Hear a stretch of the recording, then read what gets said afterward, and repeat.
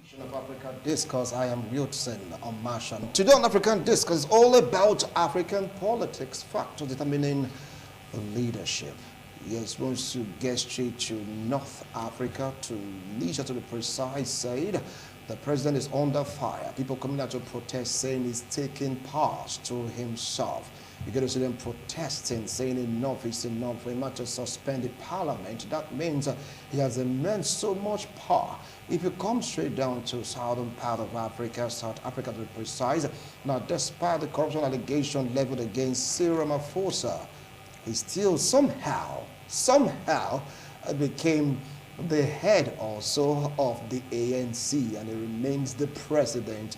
And that is going to with some members of parliament in South Africa. Some are declaring total shutdown.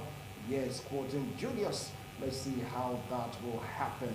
That one is for South Africa. You go to South Sudan for the Pope to go out there to tell them, look, fight against injustice. That means somewhere along the line they're having trouble also with leadership.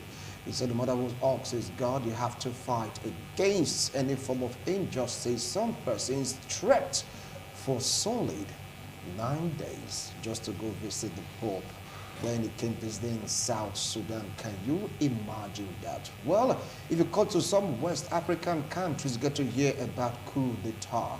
They don't like the leadership. The military used to come over, overturning everything. Guinea, Mali, you just name it. The story is like so disturbing. The big question now is what in the world is going on in these countries in Africa? Is it peculiar to Africa? And what do you think should be done to really, balance this trend evenly, so to speak? With me here in the studio to talk about this, I have a legal practitioner, human rights activist, political affairs commentator, both local and international politics is well grounded.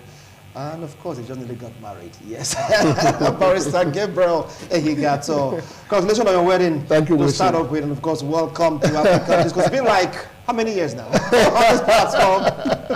Thank you for having me. Thank you. Good afternoon, Nigerians. All right. And we're expecting Emmanuel Oboba, a very young, vital political analyst. When it comes, he's going to join us in the studio to share his thoughts and, of course, opinion on this particular discourse. So, Barrister Gabriel, over to you. Yeah. African politics, factors determining leadership. Take a look at Africa as a continent. When you take a look at the leadership disposition, some are saying that it is almost nothing to write home about. Others are saying we will get there eventually, we are not there yet. If you want to put two and two together, what do you have to say about all this? Well, I think it is surprising that as exposed as Africa, having look at our colonial masters over time, the way of governance, the way of the various institutions they put together to see how they can manage themselves and manage their governance system. And Africa is not taking a clue from it. It's painful. When we look at Africa as a continent, I wonder when Africa is going to have peace of our own. It is either from one crisis to another. If it's not a crisis that has to do with economic policy, it's crisis that has to do with political policy. Crisis that has to do with human welfareism. Africa is actually losing its grip. There's no doubt about that. The crises are very enormous. The crises are very voluminous. The crises are so audible to the deaf to hear, visible to the blind to see. So we have various kind of problems just here and there in the African continent. But the question is, how far have we gone? Have we learned the basic skill? Have we learned the strategy to actually put Africa on the right spot to see how to bring back Africa from the dark age? Because we seem to be going back to a dark age per time. And so those of these crises are just, they are just the human factors, the economic factors, just name it. They are just various kind of problems we have in Africa. But our African leaders have done little or nothing about resolving the problem, the particular problems, the peculiar problems affecting Africa as a continent. Our leaders have not done well at all. There are a lot of factors driving the African political system. No doubt about that. We have tribalism, we have religiousism, we have, sectionalism, and what have you. All of these are the factors that drive the African leadership system. And this is not to have helped Africa at all. When you look at from South Africa to the West Africa, from East Africa to the North Africa, the problems are out there, from one problem to another. When you look at East Africa, I mean, you have a lot of economic crisis. When you look at the South Africa, you have a lot of, human crisis, Do not forget that South Africa, the other time, have issue of killing their foreigners who came to their country to invest. They have that kind of exactly. You saw the attack, you saw the killings, and the question: what was how far the United Nations go to intervene in that matter? The African Union, what was their strength, to resolve such matter? When you come to the North Africa, you have a problem of its own. The North African countries do not allow foreigners to even cross their border. Whether you are going to Spain or you are going to Italy or what have you. You saw the killings. So it's a big problem. So the African leaders are not able to be, to stand on their stool to actually defend Africa and give a different reorientation to the people and to the world. And that is where the problem lies. All right, now let's start from the southern part of Africa. The man you're seeing right now, the president of South Africa, Cyril Ramaphosa, he was being accused of with some corruption allegations leveled against him. Yes. I'm not thinking that this is like the beginning of the end of Cyril Ramaphosa. All of a sudden, he came out tops. Was like, in picking in this palace, nothing they happened.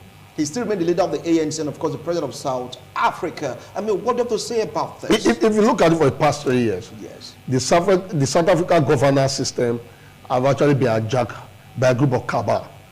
If you take a look at what is happening to the current prime minister, and compare to what happened to Thabo Mbeki, and compare to what happened to Jacob Zuma, you will be surprised that it's like treating the man with a hand glove. The discipline that the South African government have over the years is losing its right. I do not see any reason why he should still remain the head of government with so much allegation to his person, even to his private life. So it's surprising. So you wonder what happened. Is it when South Africa was dealing with Jacob Zuma and Thabo Mbeki, does it mean there was something on that ground? Because I'm surprised that with so much allegation against this man, he's on the seat. It looks as if nothing is going on. So to me, the South African government are being hijacked by a group of cabal who have become the warlord, who have become bigger than the law of the country. That nothing, can actually be done to them. I believe, if I expect that by now, there should be a court. It should defend the allegations against him. It should have appeared before the court. The parliament has not even summoned the courage to make him appear before them. Probably because he's one of them, probably because he's their leader. But that is not the issue. When there is no trust in governance, when there is no, when there's no reality in governance, when there's no clarity in governance, when there's no communication in governance, there seems to be problem. And I think that's what is happening to the South African government. So I will expect them to take the bull by the horn, to summon their leader, and let him explain what exactly is the problem. Let him defend the corruption allegations against him before he take over, continue the government. But was some of the opinion that the reason why he was able to survive this is because South African Parliament, members of the ANC, choose to put party first, yes, rather than individual. How true is that? It is what it is. The party that belongs to, the ANC, yes, seems to be the largest political party. Seems to be a political party that are the most powerful politicians in that country. So I think that is where the problem is even evolving from, because there is no redefining opposition to the South African government currently. Every other opposition party, every other pressure group, and what have you, are your line follow, because the big boys, so to speak, on big name or the big jersey, are the one in the party. So for that, it's going to be very difficult to fight the head of government. It's going to be difficult to investigate the head of government. It's going to be very difficult to even punish the head of government. So that's where the problem lies. The African National Congress is the largest political party there. It's the largest in terms of population, in terms of financial well-being, in terms of political background. It's a strong force. So for you to defeat such government, you also need an opposition government that is as strong as the current government. And I think that's the problem with South Africa. All right. Now, you mentioned cabals. Does it mean that right now cabals are here to stay? When you talk about governance in Africa, take a look at Nigeria, you get to hear about cabal. You mentioned cabal also in South Africa, Tunisia, that complain about cabals, that is not the man supposed to be there, but some people are backing him up. You go to Cameroon, also get to hear there are cabals backing him up. You go to Libya, the story is not different. You see factionized government that are trying to bring themselves back together, still with more difficulty. You go to South Sudan, you get to hear the same thing, cabal. North Sudan is like cabals everywhere. What do you say about this? Listen, the cabals are the political buccaneers who have come to, to cut for the national wealth of the people, who have come to hijack the commonwealth of the people, who have come to hijack the social well-being of the people. And it's everywhere, not just the politics. In church, we have cabals. These cabals are decision makers. They are people who take strongholds of whatever policy they make, either in government, either in school or what have you. So cabal will always exist. But it takes a strong resolution, a strong force to able to dismantle them. And it's going to be very difficult for a continent like Africa. I mean, this is not Europe, this is not America, this is Africa. We are an average man, because naturally an African society is an oppressive society. A society where a cook oppresses a gate man, and they belong to the same category of the same class of individual. So Africa naturally is an oppressive society.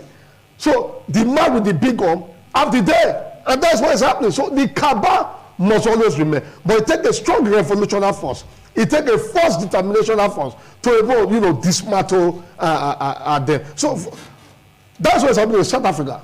The cabal have taken over the government. That is why the head of government seems, to be moving around the street freely without the allegations against him. And I must tell you, until there be a strong revolutionary force,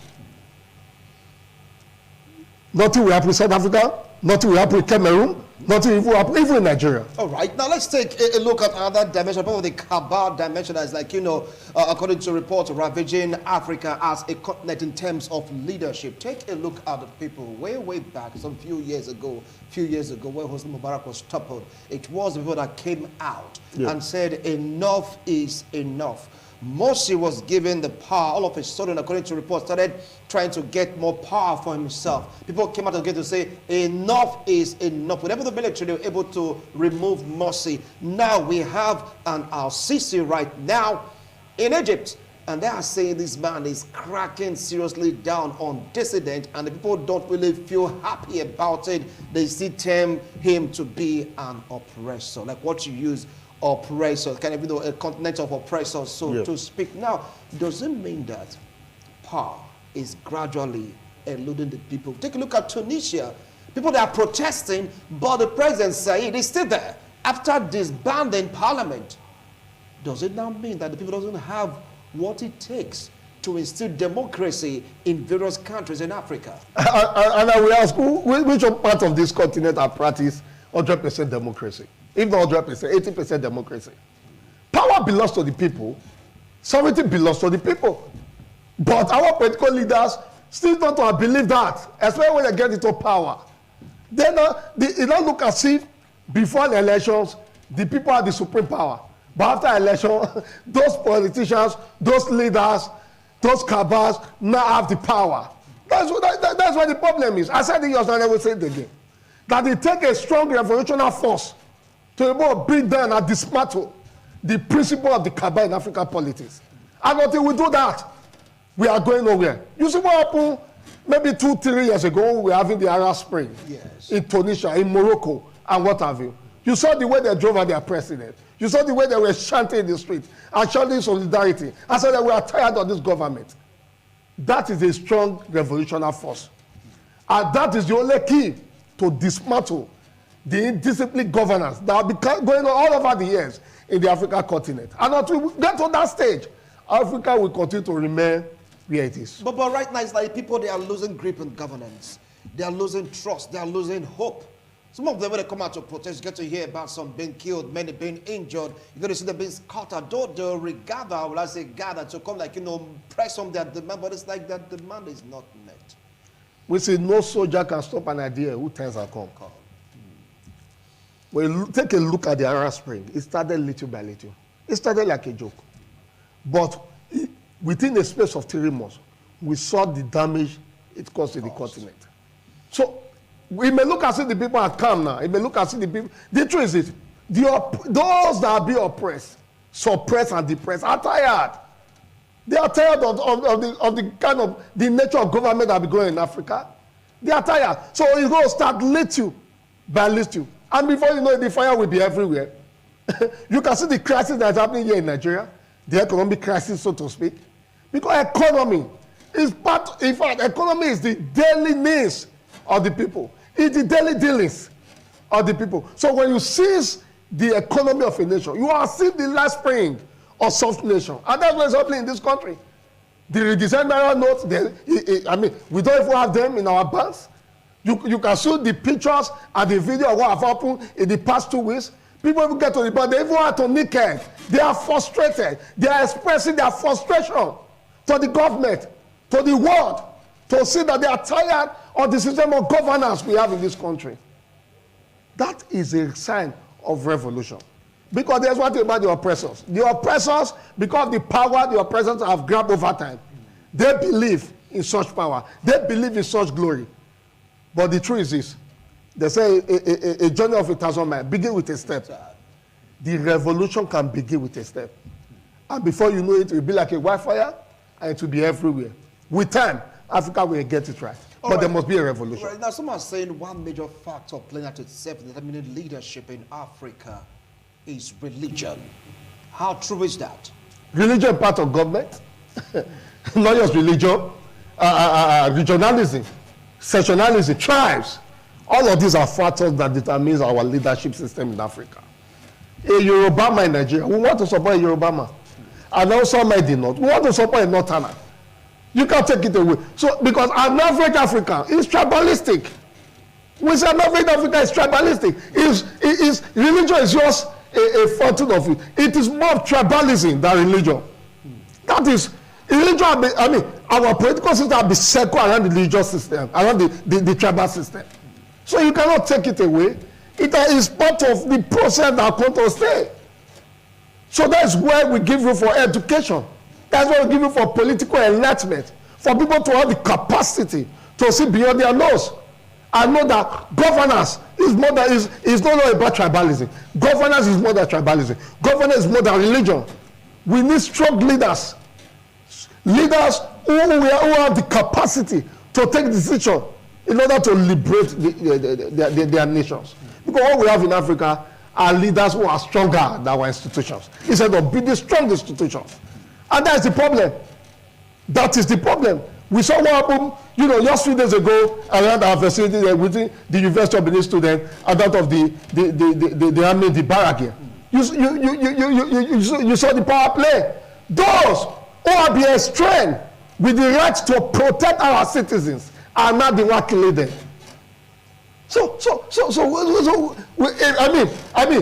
I'm not waiting for our government to respond to that incident. Because to me, it's a strong embarrassment to our system, it's a strong embarrassment to our defense system in this nation. Are you not saying that ethnicity is stronger than religion in African politics? Exactly. Or they go pari passu? No, exactly. Ethnicity is stronger.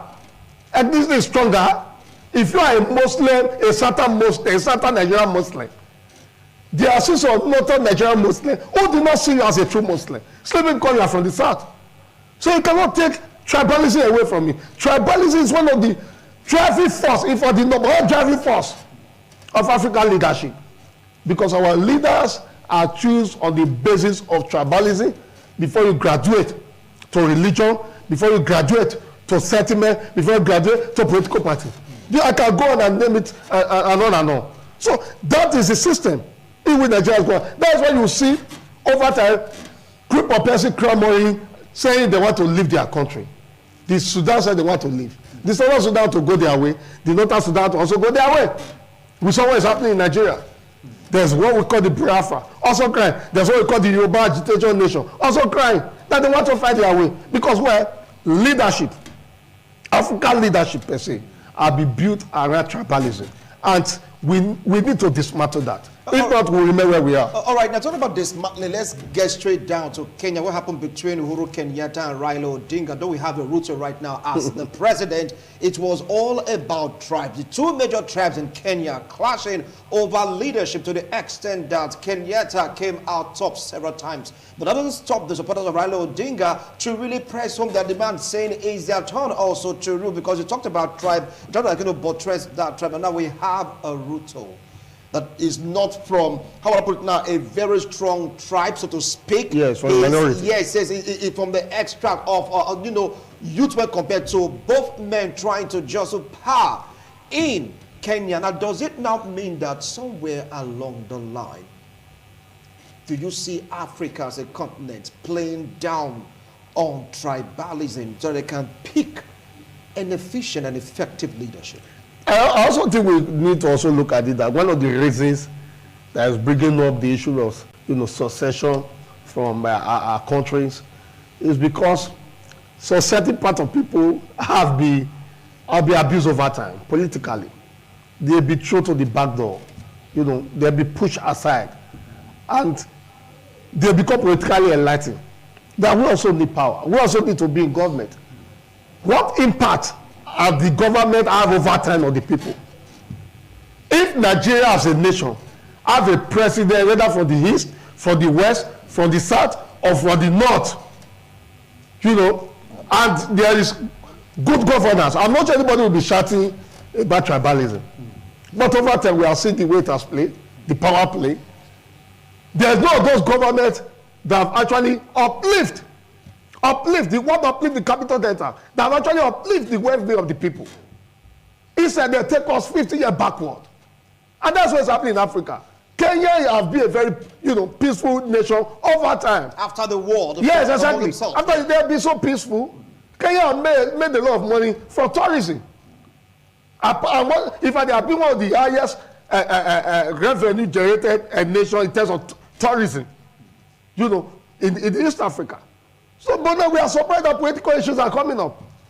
They are not coming up because the economy is mismanaged. So, a group of persons, so a group of tribes in the Kenyan government is taking over and attacking the people. And the people are saying no. The minority are saying no. That it is our turn to also rule.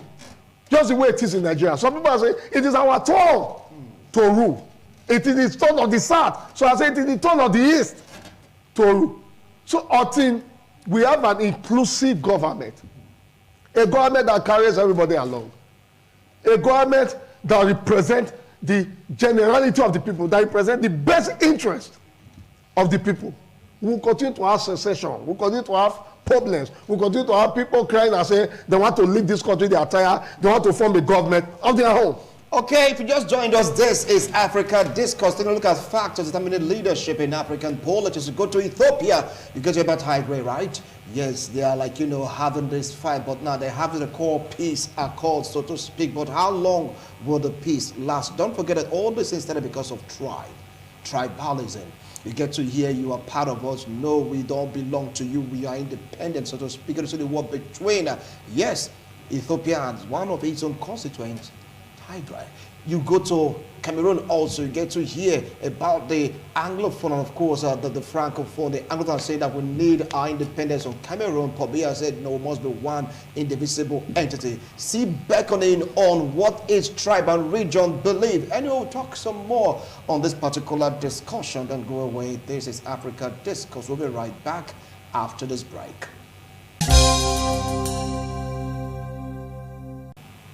Thank you so much for staying tuned. If you just joined us, this is Africa Discourse. We are taking a look at African politics, factors determining leadership. I've been listening to the person of Barrister Gabriel Ehigata is speaking at length on this particular discussion. And of course, one of our guests just came into the studio, a very vibrant youth political analyst, both local and international politics is well grounded. Emmanuel Obaba, welcome to Africa Discourse. I appreciate your coming. Thank you. Good afternoon, viewers. All right. Well, still with Barrister Ehigiato. Now, you talked about, tribe, that it has more weight when you talk about religion. We've put them together on a scale. The weight of tribalism in African politics seems to be more from your own perspective. Do you think this can be overtaken by another factor? Well, for we have not seen, for me, I've not seen any other factors that is capable of scrumming that at all. Religion, tribalism is the main aim of African productive leadership. And that's what I'm going to remember for the now. Because the level of political enlightenment is still very low. We have not been, with all the institutions we have in Africa, it's still very low. But there's no country that does not have a sustainable institute of foreign, policy study, of international affairs and what have you. We have plenty of them in Nigeria. But what impact has such school had on the African continent? No. So to me, they are just made fabrics. They are just there, just made existent. But the impact is not being fair. So African leadership is still around religion, tribalism, but mostly tribalism. From tribalism, you can enter religion. From religion, you can enter sectionalism. Yeah. All right, now let me come to Emmanuel. Talking about tribalism and, of course, religion. He said these are the major bane of African politics and factors determining leadership in Africa. What's your own opinion on this? I 100% agree with him, but I also add money. Money as a factor. Okay. The factor in African politics. Now, yes. An African person, when there's a movement coming up in Nigeria, it started as a tribal movement. Before other persons became emotional, it became a religious movement. Somebody was saying, you are undermining us. You went to pick the same religious person, the same religion, and you want us to support you. A group of religious leaders from the other religion said, no, we can't support you. We'd rather support this person who bears the same faith with us. So religion has been a factor. Tribalism has also been a very key factor. I don't see anything that can surpass it. Then the other factor is sometimes money. For example, Rwanda. The president of Rwanda has been ruling for more than 10, 15 years. Is coming out from the minority tribe. So if it's just based on tribalism, the majority will say we are the ones in charge. We do this, we do that. Now, in Nigeria, for example, President Goodluck Jonathan, at a point, because he was the sitting president, a group of people in the country said it is our turn by zoning, because this is Nigeria, we do zoning. The time of the North. Your principal died while in office, so you took charge. You are supposed to relinquish power back to that zone. After about 2 years, he said he wants to go for another 4 years. He wants to go for 4 years, the first 4 years. People gave him and said, okay, we will support you. Because he's coming out from a region with minority. He has an opponent from a very popular region, from a very populated region. But he won that map because at that point there's money. We heard several stories, though we can't confirm, during the time of late General Abacha, when he was head of state then, how he continued to sustain power through money.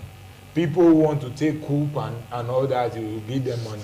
So people have used money to sustain their political relevance over time. Even if their tribe is minority in a particular state, they will use money to get an edge.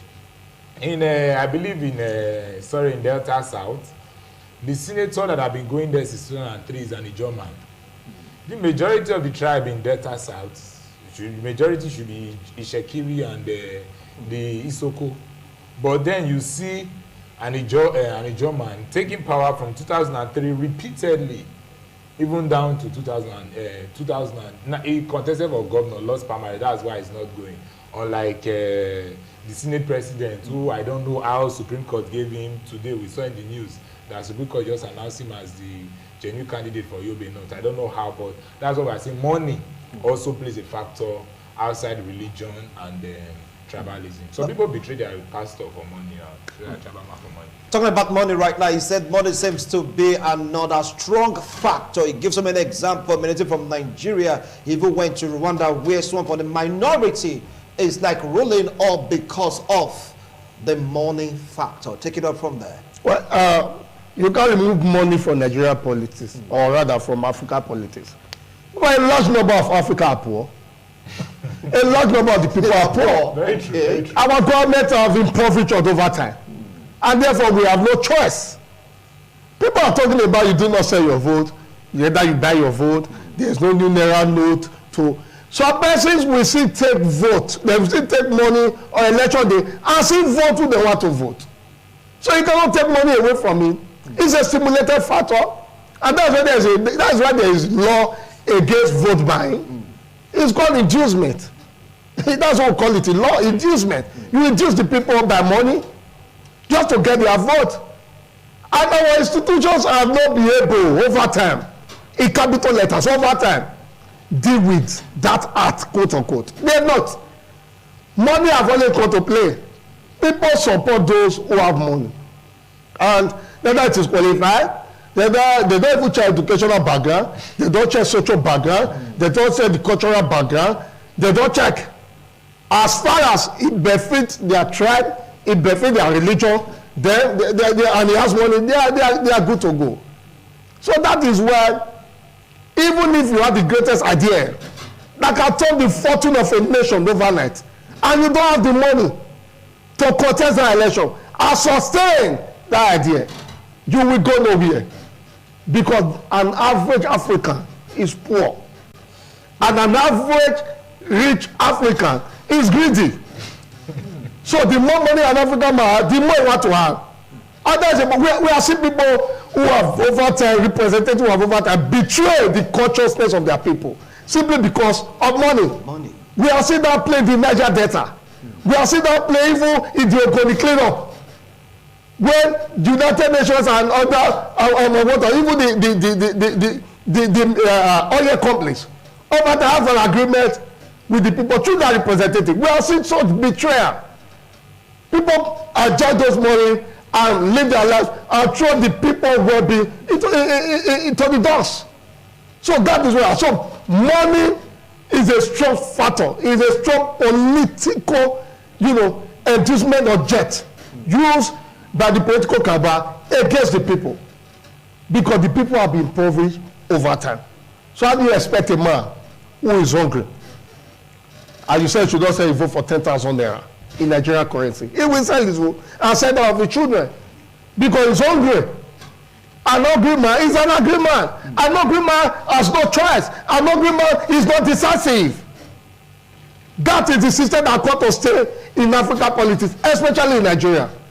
Money has come to play a very pivotal role outside religion, outside tribe.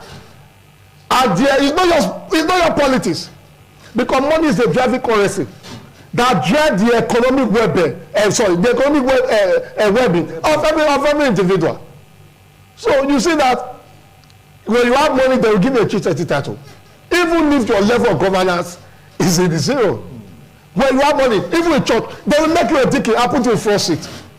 Money is a strong influence in our political system, and you cannot remove that. All right, let's take a look at Zimbabwe, where we have Emerson Mnangagwa. There have been some corruption allegations leveled against him. It has to do with money also. If you go back, way back, you get to hear about Jacob Zuma. He said after he didn't take the money, borrowed the money, he's going to pay back. You take a look at Cyril Ramaphosa, also all about the money issue. And then it's like, how can this be overcome as a factor in African politics?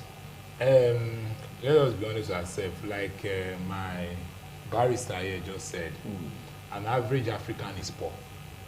You can't tell a poor man, okay, take an hungry person. Like one of the presidential candidates said, You can't stop a poor church rat from eating a poisoned communion. You can't.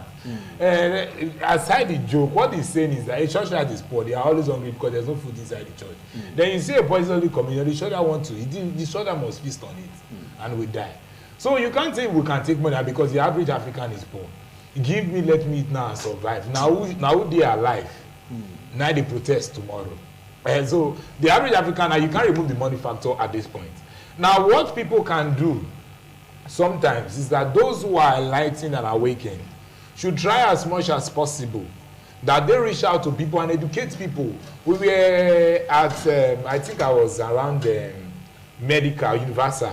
I was talking to the keke men there and they were like, do you know you can call your representative in the National Assembly or the State of Assembly back?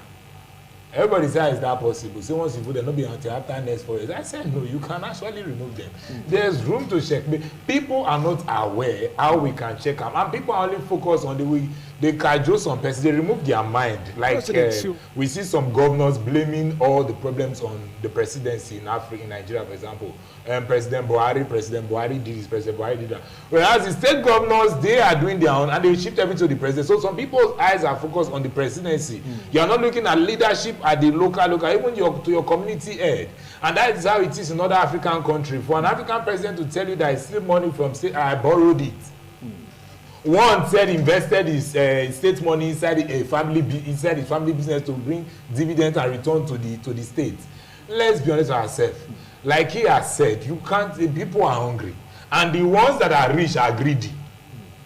So you can't stop it now. But those who are enlightened, what we do is that you keep telling people, especially students in schools, begin to change and transform their mindset and tell them the best leaders create leaders. You became educated, go out and educate others. The way they think, the way they act, the way they behave, the way they associate. Open their eyes to what is important and what is not important.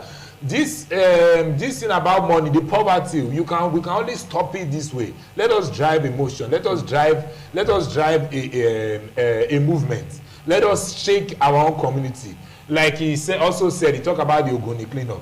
Even Governor Wiki has said so many things, even accusing some of the leaders of those communities of how they hate some of the money meant for the cleanup of their own personal community. They took it. So I heard of one governor in Cape Verde also that named airline after himself and his wife.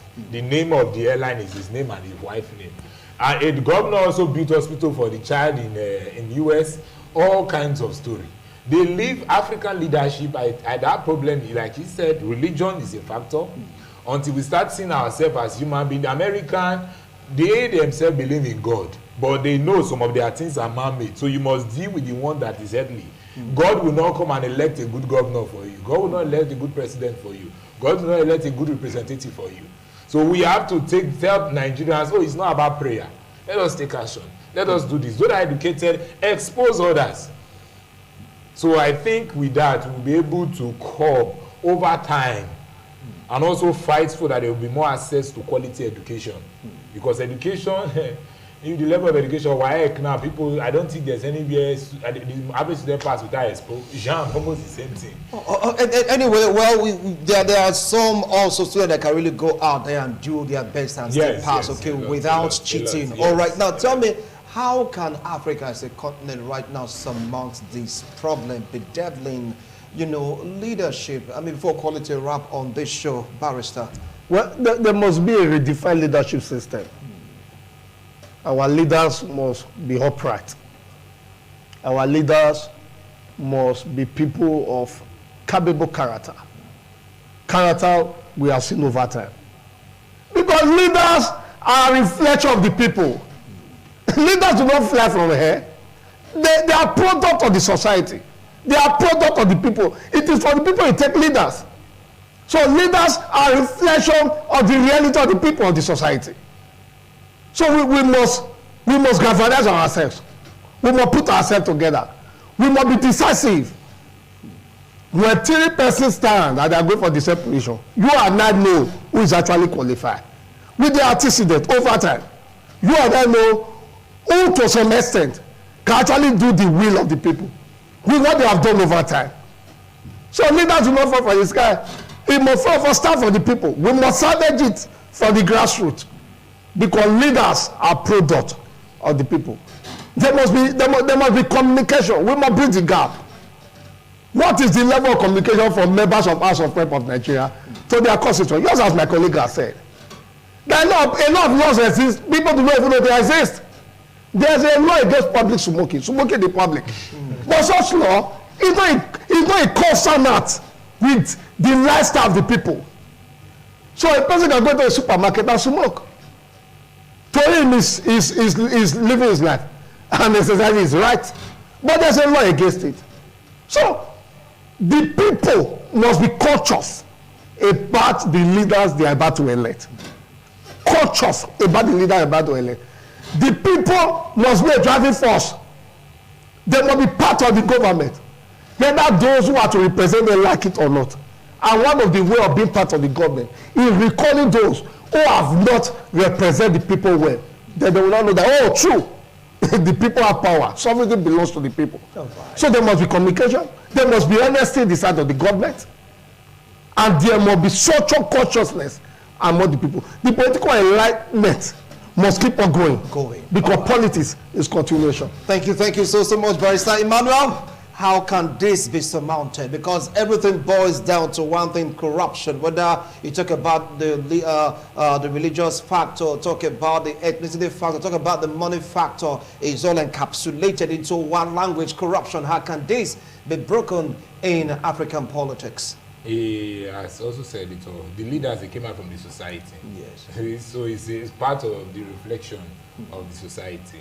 So when a leader is dull, it's as though everybody is dull, because all of you saw him and elected a dull person. So, like he has said, there must be conscious efforts to rewrite. And like I've also said, because of that money factor, when some smart people elect the good ones, the hungry ones will elect the... I remember somebody saying, an Amajiri can decide to go to and contest an election. He has 50 children. None of them are educated. A professor has 2 children. Both are PhD holders as well. They are doctors. He will contest an election against that Amajiri man who is not educated. Amajiri man will win him in an election because he has 50 voters. This one has 2 educated voters. Whereas these two educated people might as well make effort to go and educate those Amajiri children and say, "Oh, come, let us change your life. This is how things are supposed to be done." So when they even see their father going the wrong way, that they want to contest, you don't have the capacity to deliver in this place. Please, that is step aside. Let us allow this person. So those that are enlightened should make sure they educate others, they enlighten others, they bring others up to speed, so that at least change, like Buhari said at the beginning, not now. Okay, fine. Emmanuel, thank you. Emmanuel, thank you. We want us to dive into Nigerian politics. Not Nigeria, change begin with us. Those part of Africa, yes, I truly understand that, but come on, they've made a point. You've heard both of them be speaking out loud, though Emmanuel came late due to some factors, yes, determining his availability here, the fear factor, the money factor, the factors put together. That's why he came. The Barrister was able to break all those factors. I really want to appreciate both of you. Thank you so much for coming. Now, if you take a look at Africa from north, south, east, and west, pick on Tunisia. They're protesting against their leaders, because what the president did is empower to himself, banishing parliament, go to South Africa, though Cyril Ramaphosa have been able to come out toss, but that allegation is still in the mind of so many persons, even in the party ANC. The money issue, it is still there. Once you go to Kenya, thank God they're able to resolve it. You get to hear the Raila Odinga, Uhuru Kenyatta. Now we have a Ruto as a president. If you go to Rwanda, the story is not different. South Sudan, the Pope said, look, fight against injustice, okay? Be part of politics to make your country better. You go to Sudan, you can call it North Sudan, but it's Sudan, you get to hear about military and civilians trying to balance up the government with the military oppressing them, and they're trying to push back. You get to see person that's coming to say enough is enough of this oppressive government. We don't need it anymore. If you go to Central African Republic, the story is not different. You know the story of Libya already. Yes, trying to muzzle out what they can really make out of governance this time, even in Libya. Morocco, Egypt, I can go on and on. If you come to the western region of Africa, yes, Guinea, Mali, you just name it. Cameroon, they have their own issue. Nigeria have their own issue, all about leadership. how can Africa really surmount all of this? The story goes on and on. Anyway, we'll do it again next week, Monday, God willing. Bye for now.